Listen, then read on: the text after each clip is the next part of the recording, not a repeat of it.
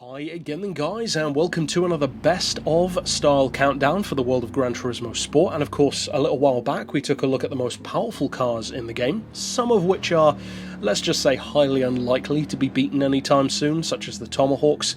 But this time it's a much more potentially fluid list, because one of the cars in this countdown was actually added to the game very recently. So it really is the kind of list that can change with every update pack depending on what they basically just choose to add. Whereas with power, it's very unlikely that some of those cars would be beaten. Now, in this video, I'm going to put the weight of each vehicle in both kilos and pounds for our American and European audiences.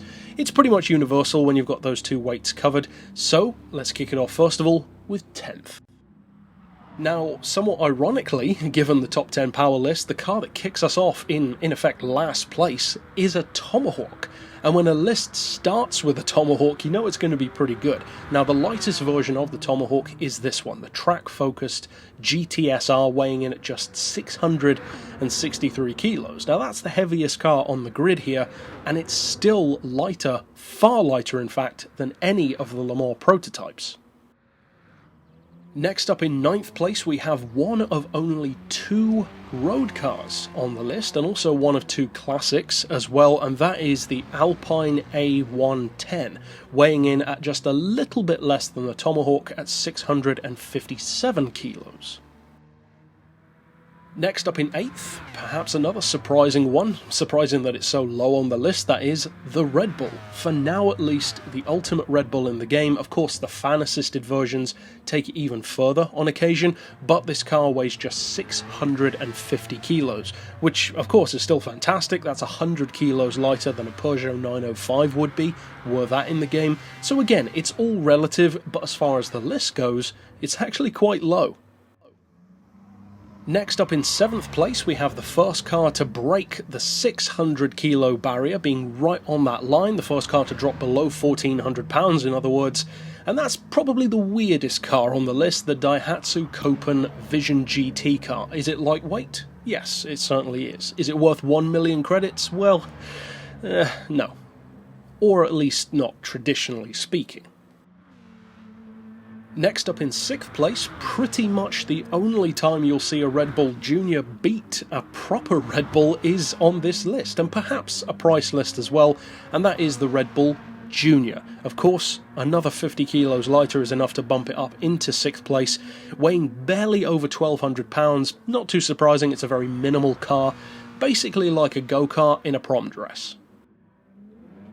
Next up we have a car which is universally known for being the pinnacle of lightweight performance in a real-world sense, a Formula car, in particular a Formula 1, of course the F1500TA, kind of a fictional riff on the Lotus 97T here in the game. It's lightweight, the first car to break 1,200 pounds, be under that in fact, but still it's only good enough to make it 5th on the list, so again, it's a strong harbinger of things to come.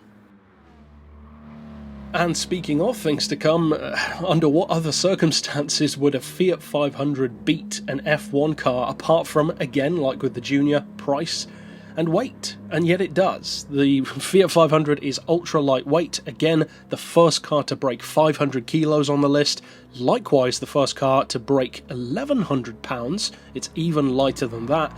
And this is the one that I was referencing at the start of the video, in that it was actually added to the game very recently. So if Polyphony do something like this again, and for instance add something like the Subaru 360, then we may well have to update the list, because a lot of classic cars are very, very lightweight. Likewise with the Citroen 2CV. Moving up now though into our top 3, the final countdown kicks off with, I would say, the most forward-thinking of all of the Vision GT cars so far, the incredible Chaparral 2X. Of course, the Chaparral would be the wackiest, that's what their real-world cars are like as well, and at 450 kilos, it's got one of the most immense power-to-weight ratios in the game, in fact. It weighs less than 1,000 pounds, and it's kind of fitting that the car in 3rd place would be the first to break that 1,000 pound ceiling. Moving up into second place though by a decent enough margin of another 45 kilos less than the Chaparral is the Honda Project 2 and 4.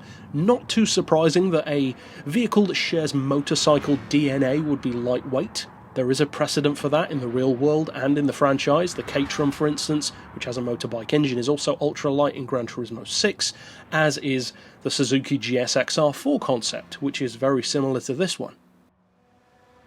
And of course, what else could be in first place other than the go-kart? Now, if the other go-karts from Gran Turismo 6 were still included, some of those would actually beat this one again, and it would be a kart-dominated list, Tomahawk style, when it comes to power, but on this occasion it's the only one in the game, and it's also the only vehicle on the list to actually be lighter than me, as well as lighter than everything else. 105 kilos or 231 pounds. It's ultra light. It's also one of the slowest vehicles in the game, but a whole lot of fun, as of course we covered recently in my review for this very kart. So that's the top 10 lightest vehicles in the game, and of course stick around on the channel and click through here at the end to see more countdowns like this. But for now, as always, thanks for watching.